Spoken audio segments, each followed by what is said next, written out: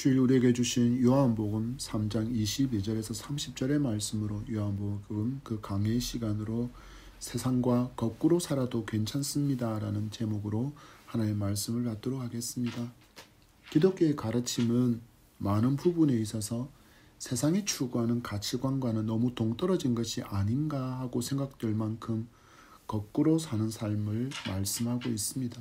그래서 처음 세상에서 살다가 기독교를 접하게 되면 어리석다, 미련하다, 바보 같다는 생각을 많이 할 수 있습니다. 한 개그맨의 유행어처럼 저렇게 해서 밥은 먹고 살겠나 싶기까지 합니다. 낮아지는 것이 높아지는 것이라는 가르침은 그 중에서도 시대를 역행하는 가르침입니다. 그래서 많은 사람이 이 가르침 앞에 항변합니다. 아니, 지금 이 시대를 몰라서 그런 말씀을 하십니까? 약육강식이 지배하는 정글과 같은 사회입니다. 누군가를 짓밟고 올라서지 않으면 어느 순간 공격당해서 사회생활에 낙오자가 됩니다. 그런데 낮아지고 상대방을 높이라니요. 말이 안 됩니다. 그렇게 살다가는 지질한 인생을 살게 됩니다. 라고 그렇게 많은 사람이 낮아지는 것이 높아지는 것이라는 가르침에 항변합니다. 이 많은 목소리가 있음에도 성경은 우리에게 낮아지는 것이 높아지는 길이라고 말씀하기에 성도에게는 순종이 요구됩니다. 그리고 순종해야 합니다. 그러면 순종의 열매를 하나님께서 맺게 해 주십니다. 성도가 잊지 말아야 할 진리는 하나님 앞에서 불필요한 존재는 어떤 것도 없다라는 것입니다. 저런 악질과 같은 사람은 얼른 세상에서 사라져야 해라고 많은 사람이 말하지만 하나님은 모든 사람과 모든 환경을 하나님의 섭리 안에서 사용하십니다. 우리는 마치 새끼 발가락이 몸에서 제일 불필요한 것처럼 보이지만 막상 새끼 발가락이 없으면 균형을 잡을 수가 없어서 넘어지고 맙니다. 지금 내 시선에는 저 사람이 무능력해 보이고 무가치해 보이고 밥만 축내는 식충이처럼 보여도 정말 그들은 필요한 존재라는 것입니다. 이런 예화가 있습니다. 한 장수가 길고 치열했던 전쟁을 승리로 이끌고 개선길에 올랐습니다. 오랜 전쟁으로 지친 병사들, 또 전쟁 가운데 상처 입은 병사들을 이끌고 먼 길을 이동하다 보니 그 길이 너무 힘겨웠습니다. 그런데 설상가상으로 고국으로 돌아오는 길을 잃어버리고 엉뚱한 길로 한참을 가게 되었다라는 것을 깨닫게 되었습니다. 안 그래도 고국으로 돌아가는 그 여정이 너무 힘겨워하는데 이를 어찌하면 좋은가 하고 근심이 가득한데 부하 장수 한 명이 오더니 이런 이야기를 합니다. 장군, 이럴 때는 늙은 말에게 길을 묻는 것이 좋습니다 라고 말합니다. 아니, 이런 불난데 기름 붓는 격이 아닌가 하고 화를 내려다가 엉뚱한 소리를 이 시국에 하지는 않겠지라고 무슨 소린가 하고 자세히 물어봅니다. 그랬더니 그 부하 장수가 말하기를 늙은 말은 여태까지 많은 길을 오고 갔기 때문에 그가 고향으로 돌아가는 길을 분명히 기억하고 있을 것입니다 라고 답을 줍니다.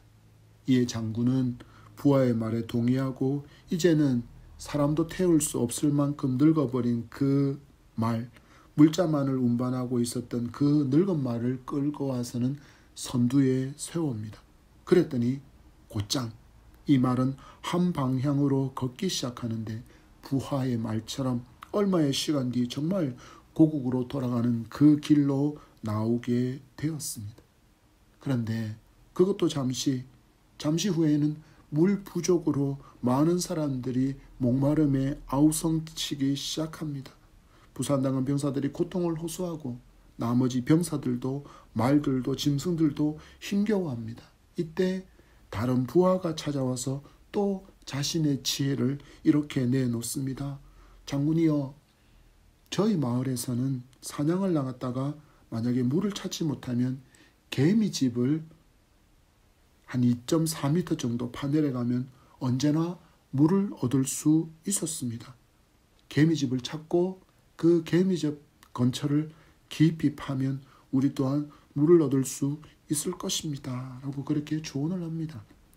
장군은 이번에도 부하의 말을 신용해서 군사들을 동원해서 개미집을 찾고 그리고 개미집 근처를 파 들어가기 시작했더니 그 부하 장수가 말한 깊이 정도로 내려가니 정말 군인들과 짐승들이 마시기에 충분한 물을 얻을 수 있었습니다. 늙은 말도 도움이 되었고 미물이라고 여기는 사람이 그냥 손쉽게 손으로 눌러 죽일 수도 있고 발로 밟아 죽일 수도 있는 장난처럼 죽여버릴 수 있는 그 개미 또한 사람에게 커다란 도움을 주는 모습을 우리는 볼 수 있습니다.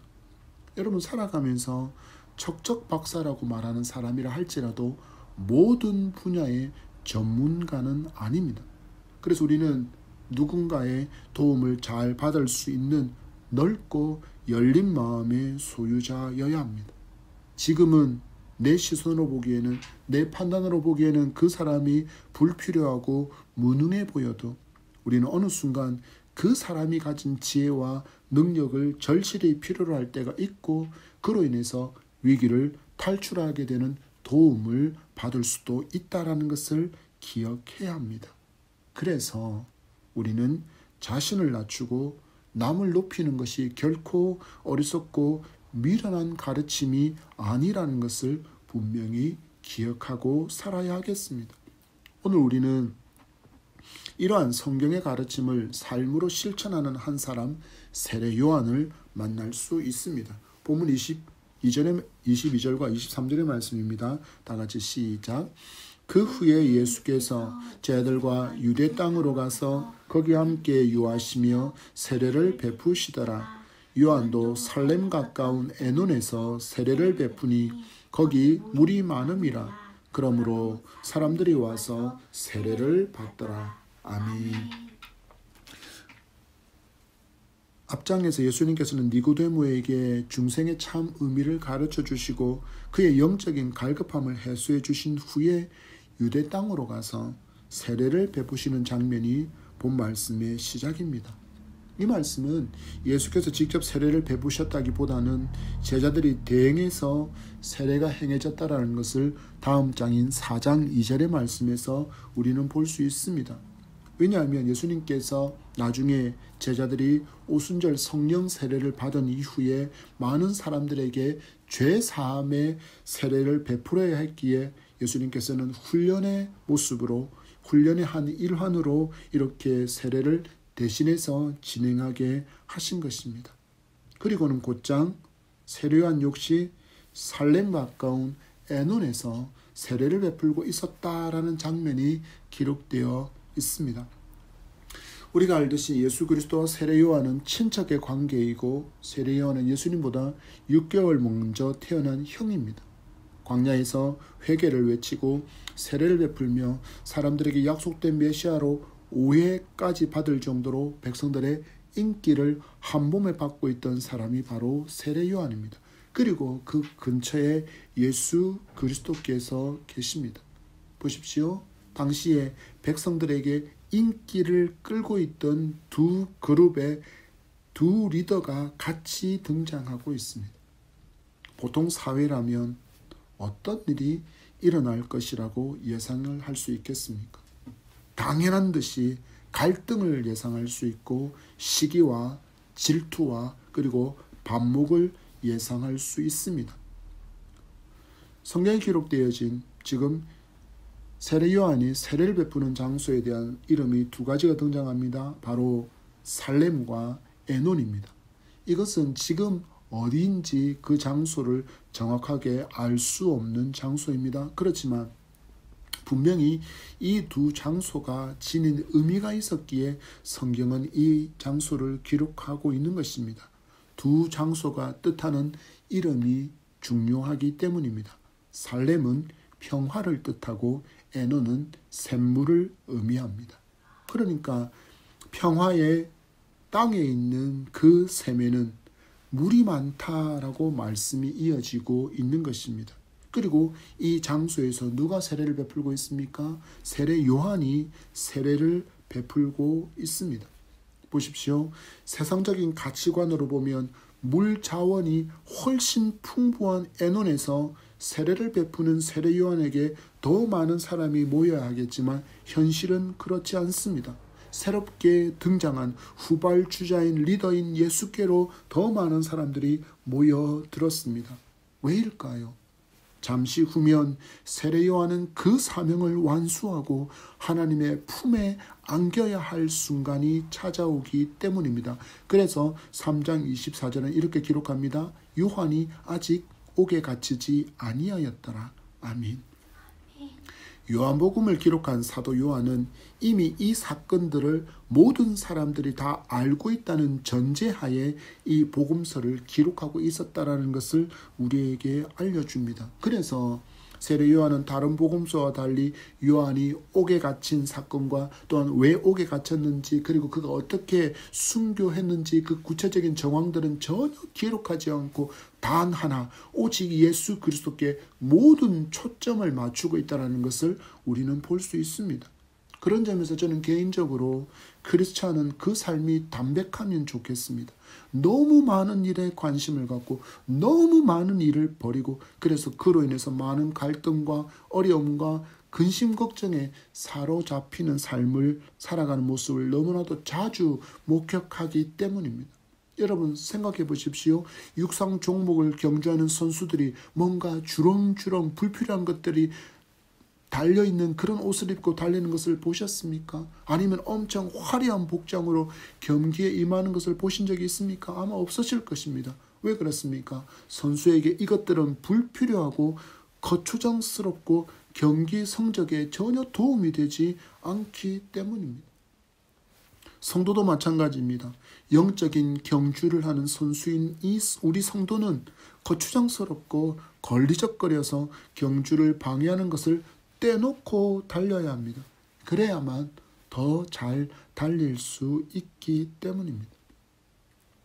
성도는 방향과 목적이 불분명한 경주를 하고 있는 사람이 아닙니다.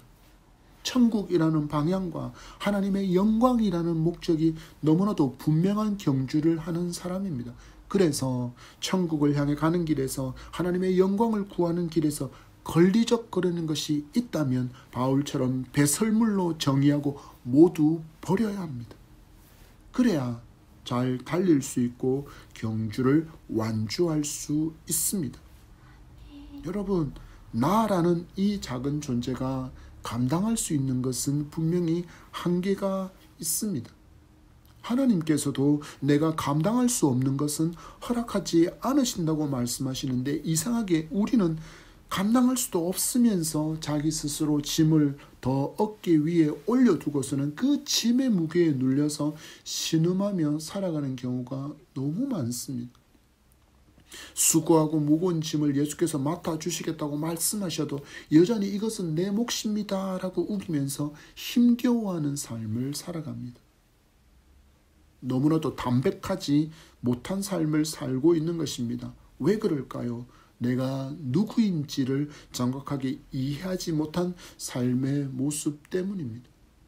예수께서 보여주신 삶처럼 바울이 그랬고 오늘 만나는 세례 요한이 삶이 그랬던 것처럼 우리는 담백하게 본질에서 벗어나지 않는 믿음의 길을 갈 수 있게 되기를 축복합니다. 25절의 말씀입니다. 다 같이 시작. 이에 요한의 제자 중에서 한 유대인과 더불어 정결 예식에 대하여 변론이 되었더니 아멘. 살렘의 에논에 파장이 일어날 조짐이 보이고 있습니다. 평화의 땅, 그 샘 곁에서 문제가 일어날 조짐이 보이고 있는 것입니다. 요한의 제자가 유대인과 더불어서 정결 예식에 대해서 변론하고 있는 것이 바로 그 조짐의 증거입니다. 무엇에 대해서 변론했는지 구체적으로 우리는 알 수 없지만 많은 학자들은 물 세례에 관련돼서 변론한 것으로 이해하고 있습니다. 그리고 이 말씀을 그렇게 바탕으로 이 말씀을 살펴본다면 그들은 예수께서 제자들을 통해서 행하시는 그 세례와 또한 세례 요한이 행하는 물 세례 중에 어느 쪽이 더 확실한 근거를 가진 것인가, 누가 더 자격이 있는가에 대한 변론이었다라고 할 수 있겠습니다. 사람은 저마다의 가치관이 있습니다. 그래서 어떤 사물을 볼 때도 어떤 문제를 마주했을 때도 자신의 가치관이라는 렌즈를 통해서 보기 때문에 얼마든지 다른 의견을 제시할 수 있습니다. 의견 제시가 자기 주장이 되고 그리고 자기 주장만을 옳다고 말하면서 상대방을 설득하고 동의를 구하려고 하면 그때부터 가치관의 전쟁이 일어나게 됩니다. 본절의 말씀처럼 변론이 되는 것입니다. 바울은 이 변론을 뜻하는 헬라어 제테시스에 관해서 이렇게 설명합니다. 위험하고 쓸데없으며 분노에 찬 논쟁이라고 이렇게 표현하고 있습니다. 결국 서로 간의 자존심 싸움이 되어지고 대화 가운데 고성이 오갔고 또한 분노의 논쟁이 된다라는 것입니다. 여러분, 이 시대를 잠시 살펴보십시오. 앞뒤 좌우를 살피지 않습니다. 이유 없이 자기만 옳다고 말합니다. 유행하는 단어처럼 내로남불을 이야기하고 아시답이라고 요즘은 이야기하면서 모든 것이 내가 옳다라고만 이야기하는 시대 같습니다. 서로 논의하면서 의견을 조율할 생각은 전혀 하지 않는 것 같습니다. 내 의견을 들어주지 않으면 일단 적으로 간주합니다. 에너미, 넌 적이야 라고 간주합니다. 그리고는 머리에 결사반대를 두르고 결사항쟁을 두르고 외칩니다. 여러분, 결사라는 말이 무슨 말인 줄 아십니까? 죽음을 각오하고 결심한다라는 의미입니다. 죽음을 각오하고 결심할 정도로 반대한다는 말이 결사반대라는 뜻인데, 많은 사람들은 이렇게 시위만 할 뿐 죽는 사람은 없습니다. 왜일까요? 어느 순간 자신이 옳다고 외쳤던 말들이 잘못되었다는 것을 깨닫기 때문입니다. 그렇지만 그것을 잘못되었다고 시인하고 용서를 구하는 사람은 없습니다. 그런 용기 있는 리더들은 보이지 않는 것 같습니다. 그들은 마치 잠시 후에 바람 빠진 풍선처럼 아무 일도 없었다는 듯이 그냥 그렇게 살아가다가 또 자기 의견과 반대되는 일들이 일어나면 또 결사반대를 외칩니다. 그런데 죽는 사람은 아무도 없습니다.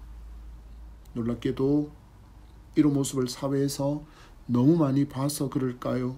교회 안에도 이런 모습이 너무나도 많습니다. 내 의견이 수렴되지 않고 다른 사람의 의견이 수렴되고 그 일이 진행되면 기분 나쁘다, 무시당했다라고 말하면서 분노를 좀처럼 사귀지 않습니다. 기억하시기 바랍니다. 하나님의 뜻은 모든 것이 합력하여 선을 이루는 것입니다. 앞에서 말씀드린 것처럼 누구나 다 머리 역할만 하려고 한다면 누가 머리가 결정한 일을 실행에 옮깁니까? 아무도 일하지 않는데 어떻게 그 계획이 실천에 옮기지고 결과를 얻을 수 있겠습니까? 머리가 아무리 좋은 계획과 생각을 내세운다 할지라도 몸이 따르지 않으면 의미는 없습니다. 누군가는 팔이 되고 누군가는 심장이 되고 누군가는 발이 되고 누군가는 눈이 되고 누군가는 귀가 되어서 각자의 역할을 잘 감당할 때 머리의 계획도 실행에 옮겨질 수 있고 그로 인해서 결과도 얻을 수 있게 됩니다. 기억하시기 바랍니다. 교회는 머리이신 예수 그리스도 아래 모두가 지체를 이루는 신앙 공동체입니다. 주님께서 우리에게 보여주신 모범은 섬김을 통해서 높아지는 것입니다. 낮아지고 잘 섬길 때 주님께서 높여주시고 하나님의 선한 역사가 일어남을 믿으시기 바랍니다. 부탁드립니다. 교회에서 분란을 일으키는 불똥의 역할을 여러분이 하지 않기를 간절히 소망합니다. 33장 26절의 말씀입니다. 시작. 그들이 요한에게 가서 이르되 랍비여, 선생님과 함께 요단강 저편에 있던 이 곧 선생님이 증언하시던 이가 세례를 베풀매 사람이 다 그에게로 가더이다. 아멘. 불란의 불똥을 안고 제자가 요한을 찾아옵니다. 그리고는 이야기합니다. 선생님, 이 상황을 보십니까? 선생님께서 먼저 회개를 외치고 세례도 베풀고 하나님의 일을 시작하시는데 나중에 회개를 외치고 세례를 베풀고 하나님의 일을 하는 요단강 저편에 있는 그 사람에게로 사람들이 다 몰려갑니다. 아니, 선생님의 친척 동생이라면서요. 조금 전에 어떤 유대인이 그렇게 말합디다. 당신의 선생보다 강변에 저 사람이 더 능력 있고 세례를 베풀 자격을 갖춘 사람 같은데 라고 말입니다. 한마디로 자기 스승의 모든 명성과 영광을 예수가 마치 가로채고 있는 듯한 뉘앙스로 지금 세례 요한의 감정을 격동시키고 있는 것입니다. 우리가 사회생활 속에서 너무나도 자주 겪는 모습은 아닌지요. 자기랑 입사 동기가 역량을 발휘하고 자신보다 빠르게 진급하는 모습을 볼 때, 혹은 입사가 늦은 후배인데도 불구하고 회사에서의 입지가 빠르게 커가는 모습을 보면 누군가가 꼭 찾아와서 이렇게 불똥을 떨어뜨립니다. 아무래도 저 사람 김 부장이랑 뭔가 있는 거 아니야? 요즘 부쩍 저 사람들 자주 만나는 것 같던데, 저 사람 낙하산인데 아무래도 저 사람 저 소장이 뒷배인 것 같아. 저 친구 저 교수랑 입학 전부터 친분이 있다고 하더니 우리 몰래 뒤에서 교수가 아름아름 도움을 주는 것 같아. 그렇지 않고는 저런 성적을 거둘 수 없어. 제 아버지가 누구래? 이런 식으로 모든 사람이 섣부르게 판단하고 말할 때 성도는 거꾸로 가시기 바랍니다. 성도가 거꾸로 간다는 것은 하나님을 인정하고 하나님의 마음으로 그 사람을 바라보고 감정적인 접근보다는 이성적으로 넓게 모든 상황을 볼 수 있는 눈으로 판단하는 것입니다. 이렇지 않고 섭섭한데라는 감정이 앞서게 되면 섭섭이라는 이름이 렌즈를 가득 채우고 있어서 모든 것을 볼 때마다 섭섭하게 보일 수밖에 없습니다. 우리는 그런 약한 존재이기 때문입니다. 여러분, 우리의 실체를 보십시오. 예수님 말씀하십니다. 요한복음 8장 15절 말씀에 너희는 육체를 따라 판단하나 너희는 보이는 그것으로만 판단하는 존재다라고 말씀합니다. 그러나 주님은 말씀하시기를 나는 아무도 판단하지 아니한다. 주님도 판단하지 아니하신다 하시는데 왜 우리는 육체의 눈으로 드러난 그 겉모습만으로 자꾸 무언가를 확정적으로 판단하고 그것을 섭섭의 안경으로 보느냐라는 것입니다. 교회 안에서도 이런 말들이 너무 자주 오고 갑니다. 목회자들도 성도들 사이에도 시기 질투가 너무 많습니다. 성령 하나님은 각 사람에게 당신의 필요하심에 따라서 은사와 달란트를 주십니다. 성령께서 필요하셔서 합당히 여기셔서 주시는 것입니다. 내가 원한다고 받는 것이 아니라는 사실들을 기억하시기 바랍니다. 그걸 시기와 질투의 대상으로 삼고 그것을 이간질하면 도대체 우리는 누구 편에 서 있는 사람일까요? 은사와 달란트는 성령 하나님께서 합당히 여겨서 그 성도에게 주셨다라는 것을 인정하십시오. 그래야 시기와 질투를 내려놓고 누군가가 이간질하는 그 말에 부하내동하지 않을 수 있습니다. 성경 분명히 말씀합니다. 덕을 세우고 유익을 끼치는 말이 될 것 같지 않으면 혹은 덕을 세울 것 같고 유익을 줄 수 있는 말인 것 같다라고 할지라도 누군가의 개인적인 이야기라면 그것조차도 조심해서 사전 허락을 구하고 말을 옮기는 여러분이 되기를 바랍니다. 자기의 제자가 감정적으로 예수 그리스도에 대해서 경쟁자처럼 여기게 만드는 생각을 품게 만드는 말, 불똥을 던졌지만 세례 요한은 전혀 미동하지 않습니다. 왜요? 그는 담백한 사명자였기 때문입니다. 그는 나아갈 길, 하나님께서 내게 맡기신 사명이 무엇이고 내가 무엇을 위해서 어떤 목적으로 여기에 존재하는가라는 것을 분명히 아는 사람이었기 때문입니다. 그래서 그는 아무리 제자가 내 마음에 풍파를 일으키려는 불똥을 던지고 돌을 던진다 할지라도 요동하지 않습니다. 오히려 사명에 더 충실하려고 자신에게 사명을 주신 하나님을 주목하는 모습을 보여주고 있습니다. 27절의 말씀입니다. 다 같이 시작. 요한이 대답하여 이르되 만일 하늘에서 주신 바 아니면 사람이 아무것도 받을 수 없느니라. 아멘. 예수께서 행하시는 일이든 내가 행하는 그 모든 것들이든 누구로부터 주어졌다고 고백하고 있습니까? 하늘에서 하나님께서 주셨기 때문에 이런 일들이 일어나고 있다라고 이야기하는 것입니다. 곧 모든 권능의 주체가 누구인가를 분명히 알고 있는 세례 요한이었다는 것을 우리에게 보여주는 것입니다. 우리도 이렇게 모든 일을 하나님의 눈으로 볼 수 있게 되기를 축복합니다. 예수께서 행하신 권능, 세례 요한 자신이 행하고 있는 권능은 하늘에서 주신 것이다. 하나님께서 합당하게 여기시고 그만큼 부어주신 것이다. 여러분, 성도는 세례 요한과 같은 신앙의 성숙 그리고 인격적인 성숙이 있어야 합니다. 에베소서의 말씀을 함께 보겠습니다. 에베소서 4장 13절과 14절의 말씀입니다.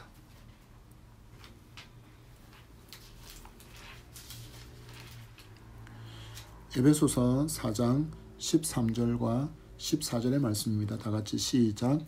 우리가 다 하나님의 아들을 믿는 것과 아는 일에 하나가 되어 온전한 사람을 이루어 그리스도의 장성한 분량이 충만한 데까지 이르느니 이는 우리가 이제부터 어린아이가 되지 아니하여 사람의 속임수와 간사한 유혹에 빠져 온갖 교훈의 풍조에 밀려 요동하지 않게 하려 함이라. 아멘. 말씀을 보십시오. 우리는 그리스도의 장성한 분량에 충만한 데까지 이르는 신앙의 성숙이 있어야 한다고 말씀합니다. 성경은 분명히 우리에게 성숙이 있기를 기대한다고 말씀하고 있는 것입니다. 이 성숙은 하나님 아버지의 기대이기도 하지만 우리의 삶을 풍성하게 하는 은혜이기 때문입니다. 어린아이를 보십시오. 젖먹이에서 이유식을 먹고 그 다음에 좀 더 다양한 음식과 단단한 음식도 먹고 그리고 편식하지 않을 때 건강한 성장을 가져오는 것처럼 성장하지 않으면 맛보지 못하는 것이 신앙에도 분명히 있습니다. 말씀은 우리가 그리스도의 장성한 분량에 이르면 사람의 속임수와 간사한 유혹과 또한 주변 사람들의 거짓된 교훈과 세상의 풍조에 요동하지 않는 견고한 신앙을 경험할 수 있다고 말씀하고 있습니다. 곰곰이 여러분을 돌아보십시오. 나는 교회를 다니면서 왜 마음이 상하고 있는지를 누군가의 말 때문입니까? 아니면 누군가가 여러분을 알아주지 않았기 때문입니까? 아니면 누군가가 내 인사를 무시했기 때문입니까? 이제는 성숙한 신앙인으로 자랄 수 있기를 바랍니다. 그러면 그동안 누리지 못했던 또 다른 성숙된 차원의 신앙의 기쁨을 누릴 수 있습니다. 용서와 사랑의 기쁨을 누릴 수 있습니다. 섬김과 헌신과 봉사의 기쁨을 누릴 수 있고 나눔과 드림의 기쁨을 누릴 수 있고 말씀이 들려지는 기쁨을 누릴 수 있고 하나님의 임재를 경험하는 예배와 찬양과 기도를 할 수 있습니다. 세례 요한과 같은 신앙의 성숙이 여러분에게 있기를 축복합니다. 그때 우리는 누군가의 말에 휘둘리지 않을 수 있습니다. 사람의 말이 아니라 오직 하나님의 말씀 위에 굳게 서서 말과 환경을 말씀의 렌즈를 통해서 볼 때 우리는 세례 요한과 같은 성숙한 반응을 할 수 있는 여러분들이 되기를 간절히 소망하고 또한 축복합니다. 28절과 29절의 말씀입니다. 시작. 내가 말한 바 나는 그리스도가 아니요 그의 앞에 보내심을 받은 자라고 한 것을 증언할 자가 너희니라. 신부를 취하는 자는 신랑이나 서서 신랑의 음성을 듣는 친구가 크게 기뻐하나니 나는 이러한 기쁨으로 충만하였노라. 아멘. 이러한 성숙을 위해서 우리는 세례 요한에게서 또 하나의 교훈을 얻어야 합니다. 바로 나의 사명을 정확하게 아는 것이고 나의 자리를 정확하게 아는 것입니다. 그는 이야기합니다. 나는 그리스도가 아니다. 나는 주의 길을 예비하라고 보내를 받은 광야의 소리다라고 외쳤습니다. 이 외침이 섭섭한 마음을 심어 주려던 그 제자의 말에 대한 세례 요한의 반응입니다. 나는 그리스도를 증거할 사명으로 보냄을 받았다. 그런데 그리스도께서 더 높아지는 일이 내 사명의 성취인데 그것은 화낼 일도 분노할 일도 아니다. 계속해서 내가 너희들에게 가르치지 않았느냐? 나는 소리일 뿐이다. 오실 메시아를 예비하는 자일 뿐이다. 저기 계신 예수 그리스도께서 내가 너희에게 그토록 오리라고 약속하신 메시아라고 가르쳐주지 않았느냐? 이것을 기억하라고 말하고 있는 것입니다. 계속 살펴본 것처럼 당시 세례 요한의 인기는 엄청난 것이었습니다. 얼마나 그 인기가 대단했던지 저 사람은 메시아인가 라고 백성들이 여길 정도의 인기 있는 리더였습니다. 그럼에도 불구하고 한순간도 세례 요한은 자기의 사명과 자신의 위치를 망각하지 않습니다. 교회 안에도 각자의 은사와 달란트에 따라서 직분을 받아서 목사로, 장로로, 집사로, 권사로, 또 찬양 인도자로, 반주자로, 연주자로, 주방에서 음식을 섬기는 일로, 꽃을 꾸미는 일로, 때로는 청소로 각자의 사명과 달란트에 따라서 이 자리를 맡겨주셔서 섬기고 있다는 것을 잊지 않기를 바랍니다. 내 자리, 내 역할이 아닌 것을 기웃거리면 그때부터 문제가 일어납니다. 그리스도의 몸된 교회의 지체로서 맡겨주신 그 사명의 자리에서 감사함으로 감당할 수 있는 여러분 되기를 축복합니다. 세례 요한의 고백을 들어보십시오. 나는 신랑이 오시는 것을 보고 신랑의 음성을 먼저 듣는 신부의 친구들처럼 오신 메시아 예수 그리스도를 보았고 그분의 음성을 들은 것으로 충분히 기쁘다라고 나는 만족한다라고 말하고 있는 것입니다. 나처럼 약하고 연약한 종에게 하나님은 직분을 주셔서 섬기게 해주신 것을 진실로 감사하고 그분께 찬양과 존귀와 영광을 돌리는 우리의 삶이 되기를 축복합니다. 30절 말씀입니다. 시작. 그는 흥하여야겠고 나는 쇠하여야 하니라. 아멘. 무슨 말입니까? 내가 쇠하여 사라지는 것이 내가 가야 할 길이다라고 말하는 것입니다. 얼마든지 자신을 드러내고 이 시대에 많은 사람이 자기가 메시아라고 외치는 것처럼 그렇게 세례 요한도 외칠 수 있는 충분한 분위기가 조성되어 있는 그런 상태 안에 있었던 세례 요한입니다. 얼마든지 내가 메시아다, 내가 교주다 라고 말할 수 있는 그런 인기가 가득한 그 가운데 있었던 세례 요한입니다. 그러나 그는 사명을 기억하며 자기에게 주어진 그 자리에서 벗어나지 않았습니다. 예수 그리스도 그는 쇠하고 세례 요한 나는 쇠한다. 너희는 눈을 들어 메시아 하나님의 어린 양 예수 그리스도를 주목하고 그분께 모든 관심을 두라고 말하고 있는 것입니다. 여기까지가 세례 요한의 사명이었습니다. 그리고 요한은 감옥에서 순교로 하나님 품에 안기게 되었습니다. 여러분, 세례 요한의 삶이 실패한 인생입니까? 시기하고 질투하여 원망을 쏟아내고 분노하며 악성 루머를 퍼뜨려 메시아이신 예수 그리스도를 괴롭혔습니까? 아닙니다. 끝까지 자신의 사명을 기억하고 자신의 위치를 분명히 아는 삶을 살았습니다. 그랬더니 어떤 일이 일어났습니까?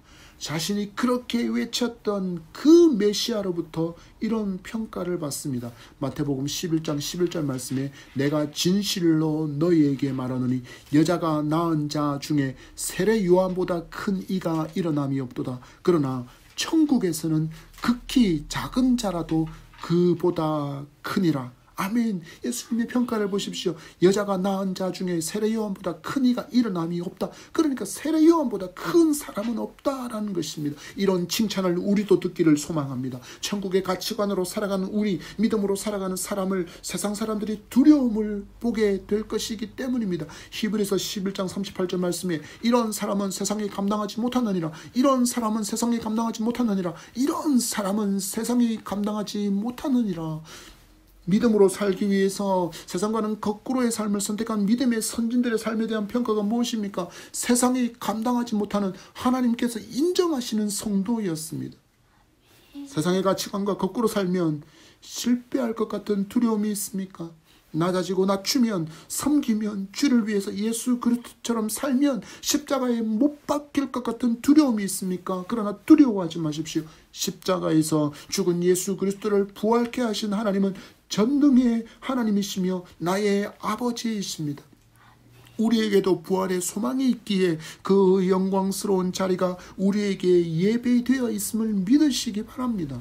세상의 가치관과는 거꾸로 천국의 가치관으로 천국 백성으로 살아갑시다. 이 구별이 세상이 감당할 수 없는 성도로 살아가는 것입니다.